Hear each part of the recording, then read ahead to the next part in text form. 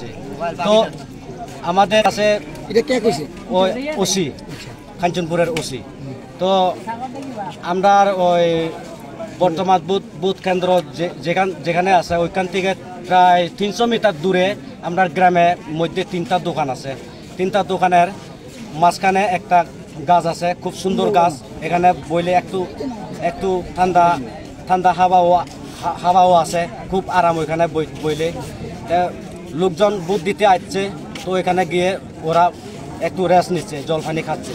তখন ওনাদেরকে দেখিয়ে একদম পুরা দৌড় মারে ও লাঠি চার্জ করে ও পুরা খেতে দিছে।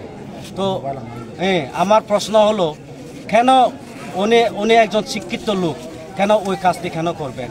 এতে কতজন আহত হয়েছে? হ্যাঁ, কয়জন আহত হয়েছে? আহত তো বর্তমানে 2 জন হয়েছে, আর মোবাইলও দুইটা ভাঙছে। এরপরে আমরা মোবাইল ওসি ভাঙছে, ওসি ভাঙছে, ওসি ওটার দিছে। ওসির লগে যে কনস্টেবল আসলো উনি বাড়ি মেরেছেন, ওসি নিজের হাতে বাড়ি মারেননি, উনি ওটার দিছেন। আর ওর কনস্টেবলটা বাড়ি মেরে ওনার 2 জনের মোবাইলটা ভেঙে দিয়েছে। হ্যাঁ, ও নাম তো আমার একজন হয়েছে মলয়কান্তি, আর একজন তো আমার সঠিক মনে নেই। তো ওইখান থেকে যাবার পরে পাশাপাশি আমাদের ওই শিবনগর যে জয়ন্তীপুরের আমার বুথ কেন্দ্রে, ওখানে যাবার লগে লগে ওইখানেও সেম ঘটনা করেছে। উনিও এখান থেকে 300 মিটার বাইরে, বুথ কেন্দ্র 300 মিটার বাইরে গিয়ে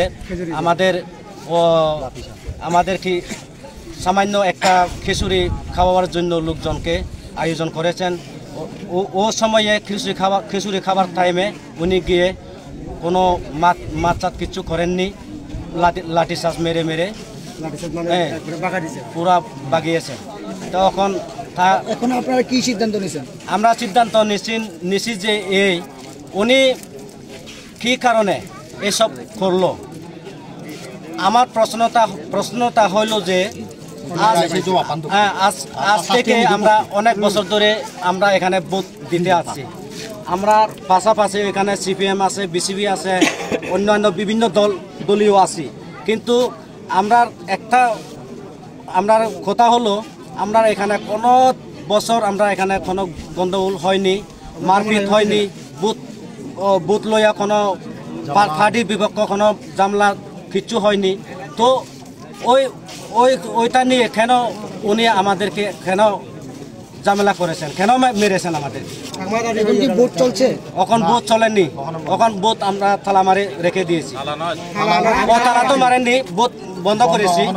এখন আমাদের কথা হলো, কাঞ্চনপুরের এসপি আসবেন, মোবাইল 2টা ভেঙেছে উনি, ওই মোবাইল 2টা ওসি নিয়ে আসবেন। আনার পরে উনি আমাদের পাবলিকের সামনে উনি ক্ষমা চাইতে হবে। উনি যদি আসেন আমরা কিচ্ছু করব না, শুধুমাত্র উনি এসে আমাদের সামনের থেকে ক্ষমা চাইতে হবে, উত্তর আমরা দাবি চাচ্ছি। ঘটনা হচ্ছে